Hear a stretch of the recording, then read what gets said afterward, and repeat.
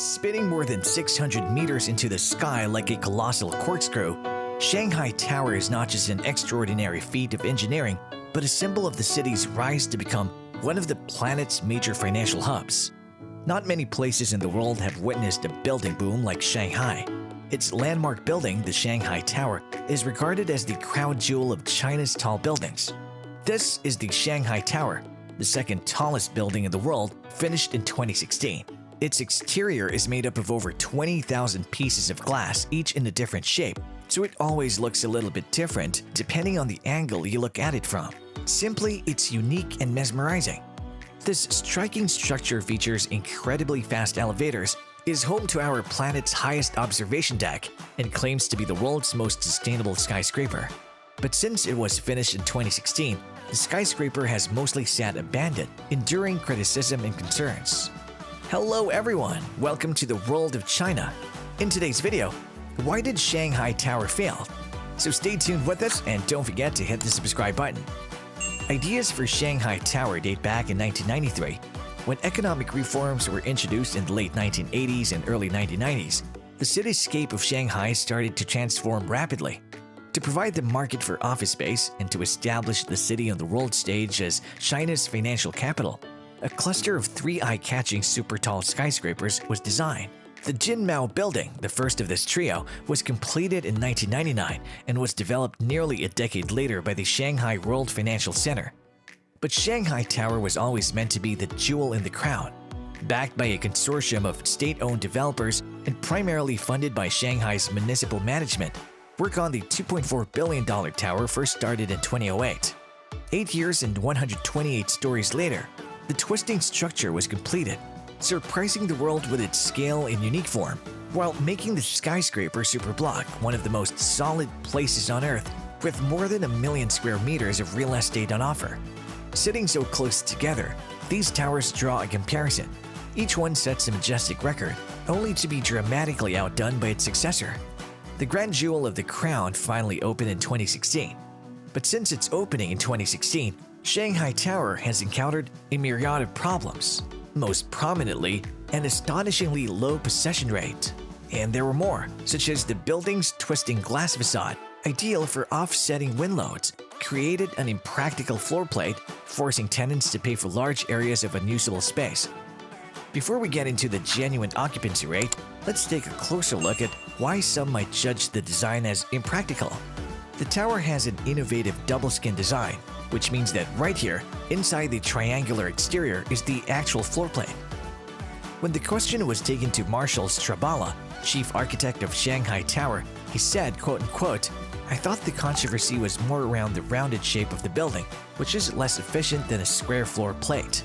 But the rounded shape is the only way to make the building work as it does."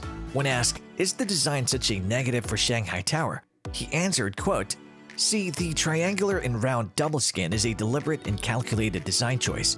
While it sacrifices a degree of office space, it's necessary for some of the building's unique innovations, for example thermodynamics. The extra layer makes the tower a supersized thermos bottle. As a result, Shanghai Tower uses 50% less energy than average to maintain its optimum temperature. In January, when outdoor temperatures drop to around 7 degrees Celsius, the air inside can reach 14 degrees even without central heating being turned on. Second, the twisting shape reduces the wind load by 24%. That's important if you're going to build something this high in a typhoon-prone area. For a major number of times, the building was half abandoned. The spaces that were rented were left to private corporations, and only 30% of those had been able to move in. The greatly sought-after multinationals were even more hesitant to sign contracts. There were certain reasons for this.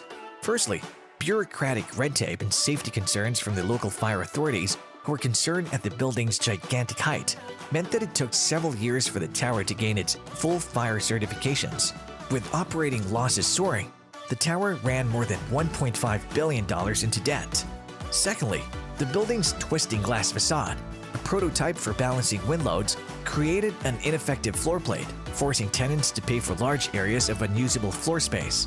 Site inspectors found that, on most levels, just 50% of the floor space was used efficiently. But after all of this, here comes the real question. Does the design make the building inefficient in terms of office space? We took this question to Strabala. According to him, if we see this rounded wall and then the core has all the elevators, stairs, and things that you need for a building. Now, this core is about as effective as we could get. If we look at Jinmao is half the size of this building, but the core is almost identical in size to the core of Shanghai Tower, so the efficiency of a high-rise building is incredibly high for this building. Still, the tower's low occupancy rate is painfully apparent at night when half of the tower fails to light up. This is partly due to extended delays around the luxury J Hotel that have been due to open on the tower's upper floors for many years. Shanghai Tower's world-class sustainability credentials, which earned its LEED Platinum certification, were a key part of its marketing strategy. Investors are always looking for ways to lower the maintenance and potential costs of super tall buildings, while rent for LEED certified structures can be up to 30% higher because of their desirable green status.